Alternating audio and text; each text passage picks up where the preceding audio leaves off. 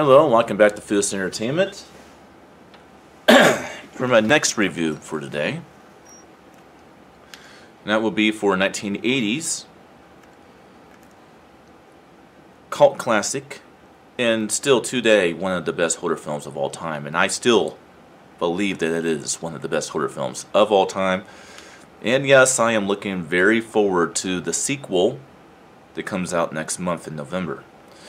And that would be 1980s Stanley Kubrick classic, The Shining. Alright, The Shining. Well, first I will say this. I have never seen the miniseries. And I know that is more truthful to Stephen King's novel. Frankly, I don't care. From what I hear, all you really have to watch is this. This is The Shining. That miniseries is not. Now I understand that Stephen King don't like this movie at all. But Stephen King, you really should quit picking on this movie.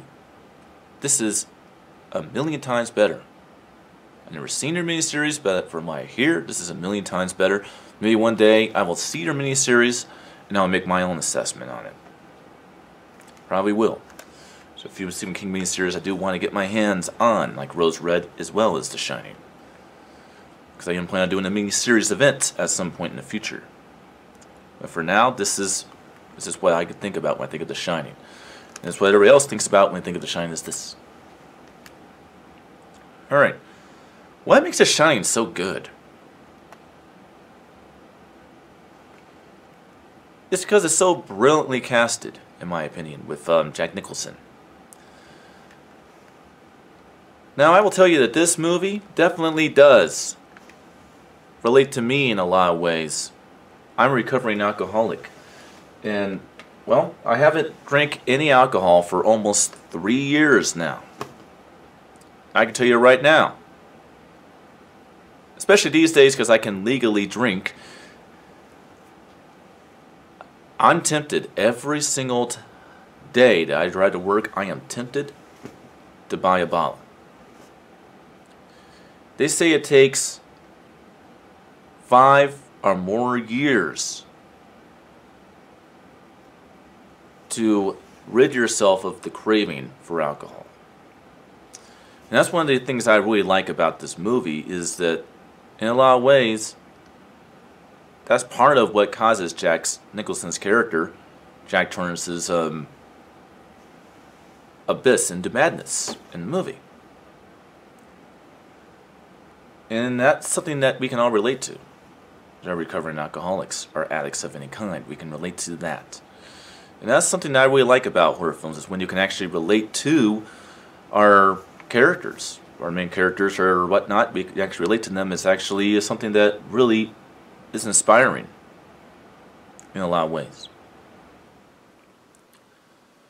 Alright. Well, plot of the movie. Yeah, if we could do that now.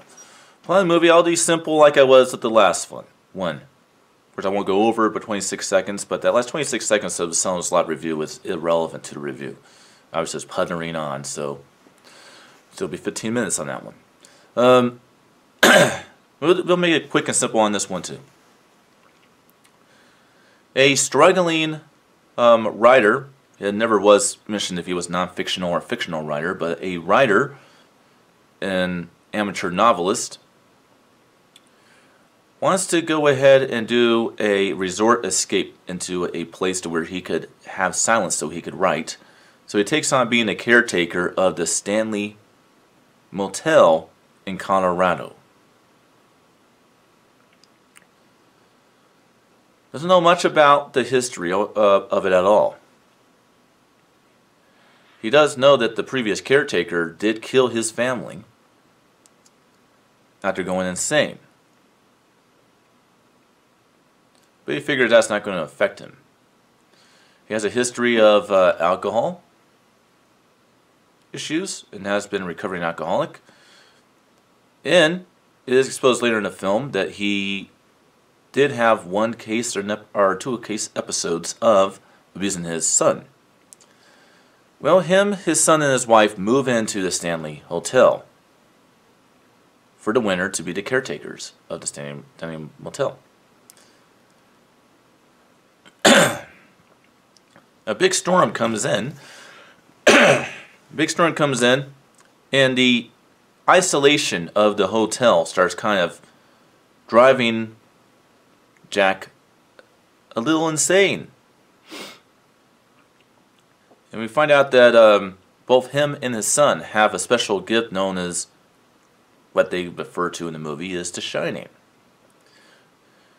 The ability to talk to ghosts and see ghosts, and it appears that the motel is actually haunted by a bunch of spirits.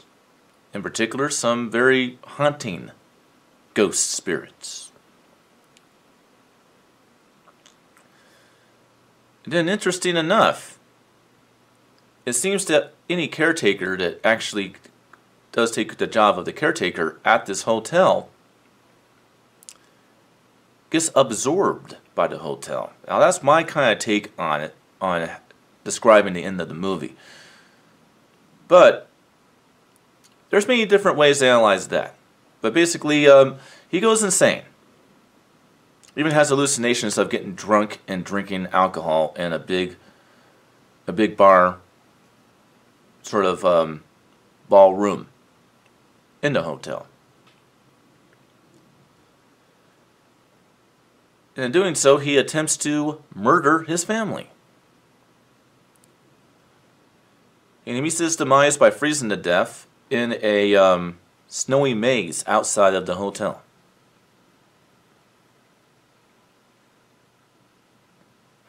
Now, what's interesting is that the Stanley Hotel is actually real. And they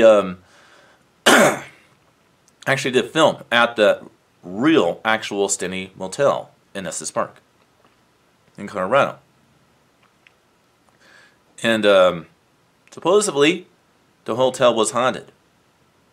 And they had haunting occurrences, kind of spooky, in real life while filming this movie. So I thought it was very interesting. Well, the ending of the movie is a very interesting ending. We actually see this picture. And like I said, my theory is that the hotel absorbs its caretakers after they meet their demise, either by killing their family or other means. And it shows a picture of Jack literally in the photo with all the caretakers before him. And people, of course, at this ball.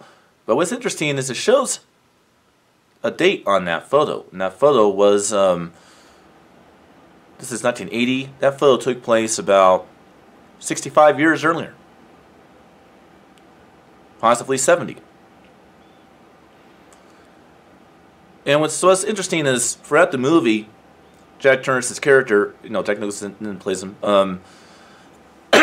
basically, he feels like deja vu throughout this movie, like he's been here before. And so some people might take the theory that he's a reincarnation of some of the original caretaker of the hotel. But it depends on how you analyze it. It's all left to your imagination with the ending of this movie. And what I like to say is, this is a shocker of a film. This film even scared my dog. My dog is barking at the projector screen with this movie. And that right there just tells you how scary this movie is. If it can scare your four-legged child that you watch movies with, you know it's scary. And it did. Well, like I say is, watch this movie very soon, or watch it next month, because the sequel has to do with Jack Torrance's son in The Shining, Dr. Sleep, which is also a Stephen King novel, gets adapted into a movie, and it comes out next month in November.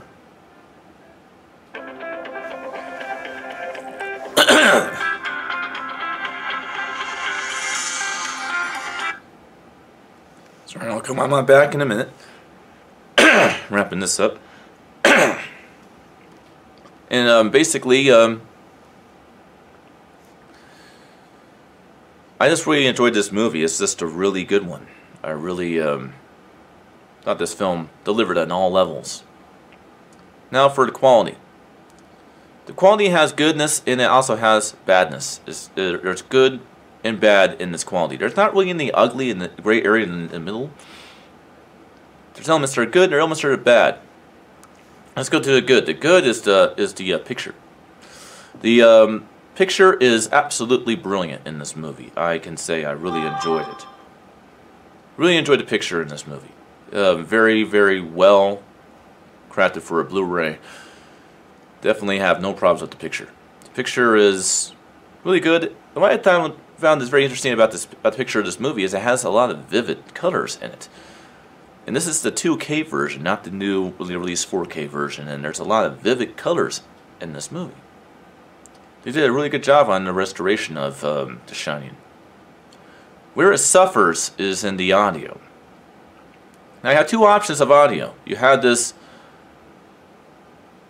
what I consider to be an inappropriate source to watch the movie in, which is 5.1 PCM uncompressed audio. Is there a reason why they don't do that in Blu-ray anymore, people?